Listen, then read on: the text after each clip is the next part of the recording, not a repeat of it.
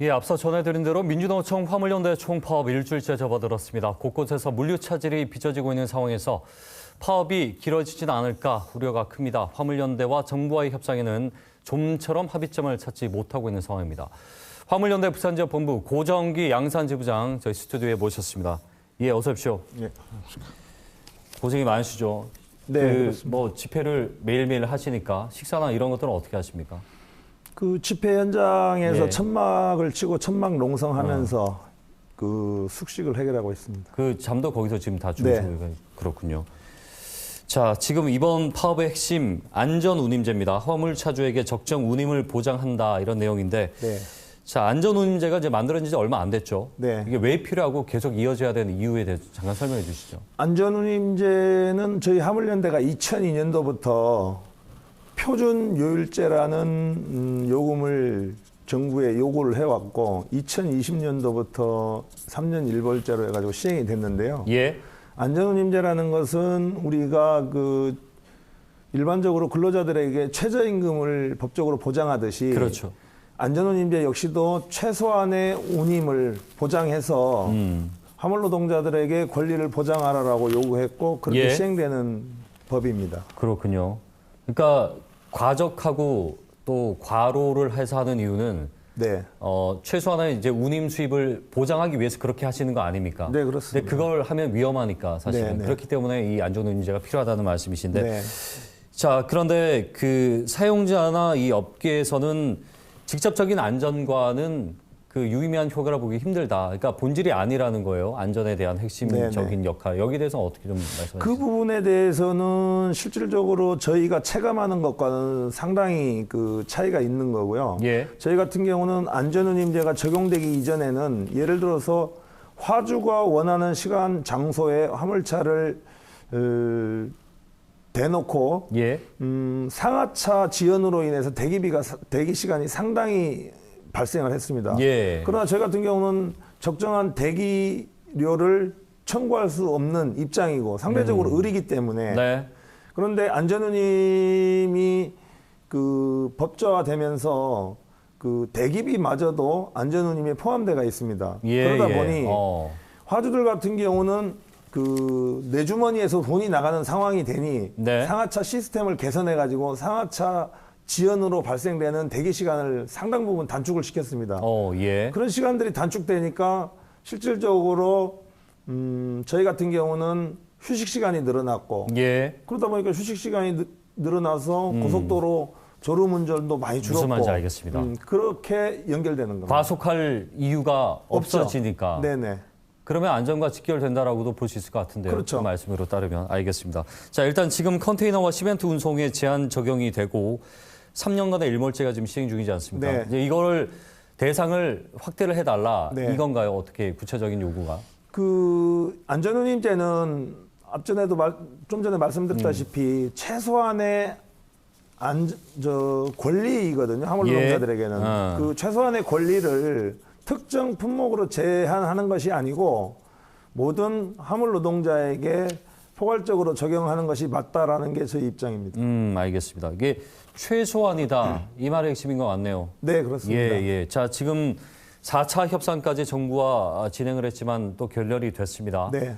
어떻습니까? 그 현장에서 그 정부와 협상을 진행하는 데 있어가지고 가장 좀 문제되는 점, 또 어려운 부분이라고 한다면요.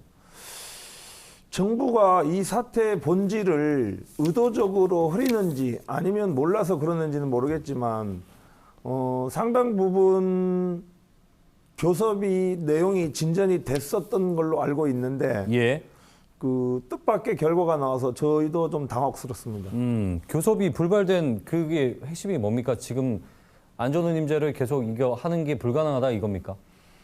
그 정부의 입장은 기본적으로 그런 것 같습니다. 불가능하다라고 하는 것이 정부는 중립적인 입장에 있어야 되는데 예. 특정 대형 화주사들의 입장을 대변하는 듯한 입장을 취하고 있기 때문에 그 부분에 예. 대해서는 저희가 상당 부분 이해할 수 없는 정부의 태도에 좀 그래서 윤석열 대통령이 이거는 뭐 자율적으로 풀어야 될 문제, 또 원희룡 국토부 장관은 개입을 최소화하는 그런 입장이에요.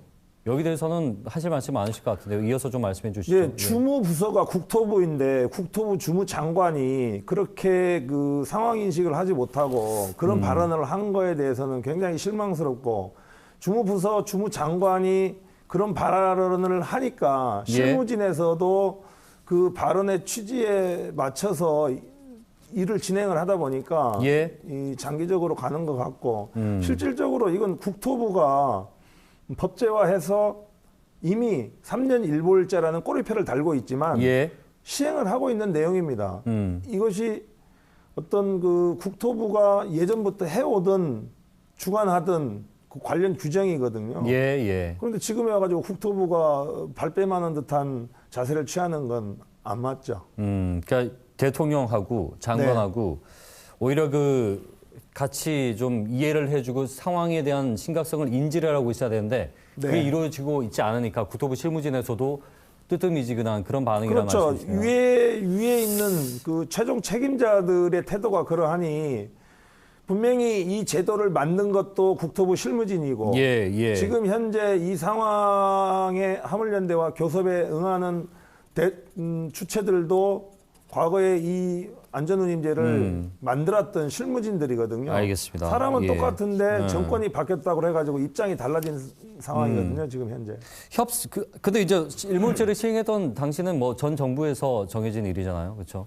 그 협상이 완성되기 위해서 사실 이제 시청자분들이 봤을 때 실무적인 협상의 이제 논의의 쟁점이 무엇이냐에 대한 부분이 좀 어려울 수도 있습니다. 그러니까 즉슨 협상을 그 중재할 수 있는 중재안은 없습니까, 지금? 그 어제 4차 교섭까지 갔고요. 토요일 10시간, 일요일 10시간 해서 주말에 약 20시간 동안 교섭을 했고 잠정 합의안까지 돌출된 상황이었습니다. 그리고 어제 국토부에서 어제 기준으로 오늘 발표할 것인지 내일 발표할 것인지 이 문제만을 남겨놓고 잠시 정해를 한 사이에 다시 교섭 테이블에 앉았을 때 국토부의 입장이 180도로 바뀌었습니다. 어떤 이유에서 그러는지는 모르겠지만 180도 4차 교섭까지 가면서 만들어냈던 합의안들을 일방적으로 교토부가 납득할 수 있는 이유도 제시하지 않고 지금 결렬시킨 상태입니다. 자, 경찰이 이 파업 기간 동안에 44명을 체포를 했고요. 불법 행위에 대해서 강력 대응하겠다고 밝혔습니다. 이건 뭐 당연한 얘기긴 하지만 그러니까 여기에 대해서 좀 해명을 좀 듣고 싶은데요. 여러 가지 뭐 운송 방해라든지 얘기들이 좀 나오고 있어가지고. 근데 일부 언론에서 그런 보도도 됐지만 실질적으로 그 44명이 연행이 됐지만 그 조사받는 과정에서 오해가 해소되고 해서 다 투쟁 현장으로 거의 다 복귀한 상태고 또 그렇다 하더라도 이 그런 불법 행동이나 이런 것들이 화물연대 파업에 직접적으로 아무런 도움이 안 된다는 부분들을 주지시키고 있는 상황입니다. 알겠습니다. 자, 이번 사태로 이 파업으로 물류 대란이 현실화되면서 화물이라는 기능이 얼마나 우리 사회에 필수적이고 필요한지 모두가 절감을 하고 있습니다. 빨리 그래서 끝내는 게 중요하지 않겠습니까? 마지막으로 한 말씀 좀 해주시죠.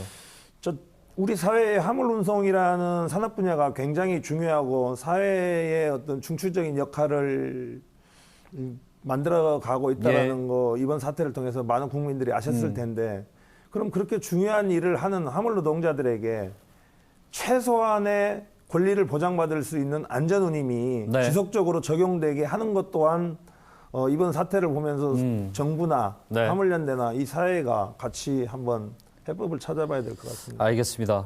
너무 지금 확산이 크니까 이 파급 효과가요. 하루빨리 좀 잘 실마리를 찾았으면 좋겠네요. 저희도 바라는 바입니다. 말씀 여기까지 듣겠습니다. 오늘 나와주셔서 고맙습니다. 감사합니다. 화물연대 부산지역본부 고정기 양산지부장과 함께 얘기 나눠봤습니다.